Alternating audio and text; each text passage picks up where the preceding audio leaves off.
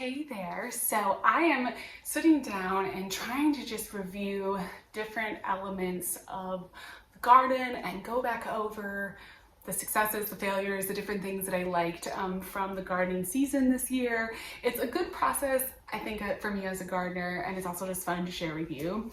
Today I wanted to talk about the kitchen garden bed because this was, it's hard to pick a favorite. This might have been my favorite container that I grew this year. So this was the entire kitchen garden in one garden bed project. Last year I tried to grow a window box that was like all the elements of a kitchen garden. So veggie crops, flowers, strawberries, all that kind of stuff in one container. And I did that in a window box last year. And then this past summer I did the kitchen garden bed, and it was so much fun. It became one of my favorite raised beds that I had just because of the beauty of it, and it also grew really well. So let's talk through what went well, what didn't go well, and just how the raised bed went throughout the season. So I started with a 2x4 raised bed. It's actually the Vego Gardens kid bed, I think they call it. It's like their kids garden bed. But if you're a small space gardener like me, it's about the perfect size for just a small space garden. And it's 17 inches tall. So it was a good amount of growing space, which was nice. And I packed that thing with everything that you need for a kitchen garden. So let's see if I can remember what all I put in that raised bed. I had strawberries along the front, green onions, an eggplant, Swiss chard, cucumbers, Roma tomatoes, basil, chives, a snack pepper, zinnias, and cosmos. And I think that was everything. So quite a lot into one raised garden bed. And a lot of times I think people worry about spacing, and it's definitely something to consider. I will say, before I get into how each of the individual plants performed, I will say the one big thing that I do to combat how much I pack all my plants together is that I fertilize my containers like crazy. So I really stay on top. I'm sure in all these videos you're going to hear me talking about fertilizing. It's just like such an important part of container gardening, and that is what I do with like a very, very fully packed container like that. Is I fertilize it weekly, water soluble fertilizer. Now, sometimes when you pack plants in like that, you do end up with not as productive plants, or sort of like stunted plants, or plants that just they don't meet their full size potential. And I was actually shocked that really in that raised bed I didn't have any issues with anything like not growing as big as I thought or not producing as much as I thought. It was pretty crazy how well they all did, except for the strawberries. The strawberries really did not do a whole lot. We got a few strawberries off of them, but they didn't produce. They were supposed to be an ever-bearing strawberry variety, so I was hoping that we would have a nice continuous harvest of strawberries throughout the whole season, and I didn't end up getting quite as many as I thought. I think that that with the strawberries, maybe them being a perennial, they just needed like another couple years to maybe mature, and then they would have produced that full like flush of strawberries throughout the season. But the rest of the plants did so well. So I'll just work my way around. So the cucumbers, I grew salad bush cucumbers, and this is where variety is very, very important. The salad bush cucumbers are, I've talked about them a ton because they are my favorite cucumber variety, but they're just like a mega vigorous producing cucumber. They have slightly shorter vines, maybe like 2 to 3 foot vines, so not super big. Some cucumber vines will be like 6 to 8 feet, like really, really big. So not super big. but nonetheless, crazy production on each of those vines. I dealt with some health issues on some of them. It was a very, very sunny spot in the garden. So I think it put a little bit of stress on some of the cucumber plants, but even with the issues that I was dealing with, they still produced. I mean, we were eating cucumbers, multiple cucumbers a week throughout most of the season. They kind of trailed off the sides, which was fun. They were really pretty. And that variety is just rock solid, like just a stellar cucumber variety, and does well in very packed spaces. I have jam-packed those cucumbers now in several different gardens, and they've held up. They've done really, really well. I also grew green onions, which grew pretty slowly, but by the end of the season, they were harvestable size, and I was able to harvest them, and they were kind of like packed in there. But again, as different things moved around, like once I pulled the cucumbers out, then they kind of took up and grew. I believe I did the Tokyo white long bunching onion. That's my favorite. I get the seeds from MIgardener, and that's been like my favorite bunching onion. Just really consistent grower for me. Just really like a good variety that I just trust and I like. That grew well. Next to those, I had a Japanese eggplant, which, I mean, as long as I stayed on top of harvesting, which I kind of like mid-season, I kind of like forgot to harvest, and there were a bunch just on the plant hanging on there. They really went crazy too. They grew a lot throughout the season. They were really pretty, and one of the things I liked about that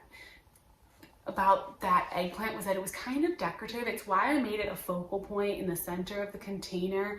Eggplants are beautiful plants.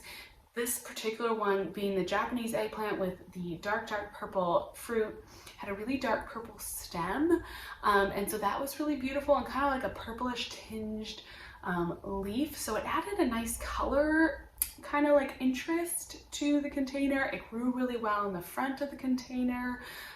The way that the sun came over the garden, it actually got like a tiny bit of morning shade, but I have found that eggplants can handle a little bit of shade like that, so it really didn't seem to mind. It did great, and we ate a lot of eggplants from it. It was really happy. Next to the eggplants, I grew rhubarb Swiss chard, and that, again, like just some of my favorite I love like tried and true varieties in this container, and it paid off.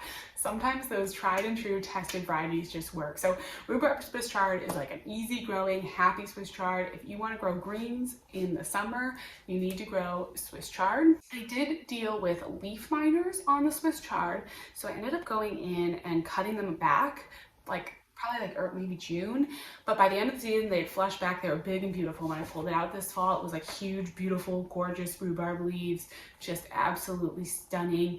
So it recovered very well. Again, it was on that like shadier side of the raised bed, and Swiss chard is nice because it can handle, as a green, it can handle a little bit of the shade, but it can also handle the heat of the summer. So you can still get some greens from your garden. Like if you want just like a leaf to put on a sandwich or something, you know, Swiss chard is great. And you can also cook with Swiss chard. I'm a Swiss chard fan, so that was nice. And it also adds, I mean, I think Swiss chard, when it comes to all of the greens, it's one of the most decorative. I mean, it's just absolutely beautiful. You could grow that just for the foliage as like a decorative plant. In my book, it was beautiful for that. So that was lovely. It did great, and it was pretty like by the end of the season, it was growing over the strawberries at the front of the bed, and it made me kind of like take note that it would be a good plant to put on like along the front of a raised bed as like a border plant, because it was just so beautiful. Then let's see, so then behind that was kind of like the first row, and then behind that I had on either side I put apricot lemonade cosmos, and I put Oklahoma mixed zinnias, and they were the stars of the show. I think what was nice about this container was that it was just a really big soil reservoir, so the plants were able to really flourish. They had enough space. Those flowers got to their mature size. They were full and bushy. They had full sun, like the fullest sun possible, so they loved that. and they really grew beautifully. And flowers, flowers, flowers. The zinnias kept going like all the way. I mean, when I pulled them out, they were so beautiful. It was like a shame to be pulling them out. They were so stunning. The cosmos by the end of the season had kind of, I kept trying to deadhead them and like stay on top of them. They just kind of like were done. They had done their thing by the end of the season. They didn't last quite the way. I mean, zinnias just like last and last. You gotta love zinnias because they just last forever. They were beautiful. But still, either way, like just absolutely stunning. And the pink apricot lemonade cosmos are gorgeous. That's a beautiful variety that I will grow again. And actually the Oklahoma mixed zinnias were nice too. They did really well. On either side, I had a chives and a basil. Both grew perfectly well. Herbs are kind of like sturdy like that. The basil was actually, I think that was just like a Trader Joe's, one of those like basil plants that then I popped into the raised bed. They did great. They did great. I harvested from a bunch, and at the end of the season, I just let it go to flower because I kind of just gave up on it. And the chives grew well too.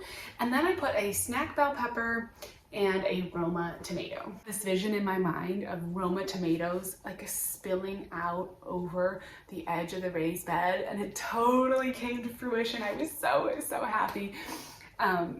They just spilled and grew. I ended up putting in a little obelisk, kind of like tripod thing in the middle of the container, just to add some like structure and height, which worked well. And then I kind of formed the tomato along that. Harvested a lot of Roma tomatoes actually off of that plant. It really did produce. It was a determinate style tomato, so at a certain point it sort of stopped, but it produced a lot, and I got that full like spilling tomato effect that I wanted. And then the snack bell peppers actually did decent as well. I wouldn't say I was like overrun by snack bell peppers. It was a little shaded by the tomato and by the zinnias and the cosmos. So I probably would have gotten just more peppers off of it if I'd given it a little bit more space and a little bit more sun. But that said, we still harvested throughout the season. It looked really happy, really healthy. It was a fun kind of novelty, and totally added, you know, totally was great. Added to the snacks was super fun. So in general, that's all the plants. And I think it just goes to show that even if you have a small garden space, you can still have all of the elements of a kitchen garden in that space. You just need 2x4 feet. If you got that, you can grow it.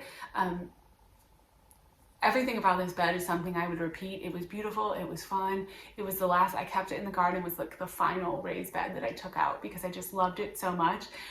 And I just love that fact that space is a limitation, but it's only so much of a limitation, and you can get your kitchen garden into that room. Yeah, it was just wonderful. So that was my review of the kitchen garden raised bed. Is 100% A+. I loved it. It was fabulous, and I would do it again. If you've made it to the end of this video, thank you so much for hanging out. We're going to talk about trough planters next, I think, because those were interesting, but a super fun thing as well. So as always, thanks so much for watching, and I will talk to you again soon.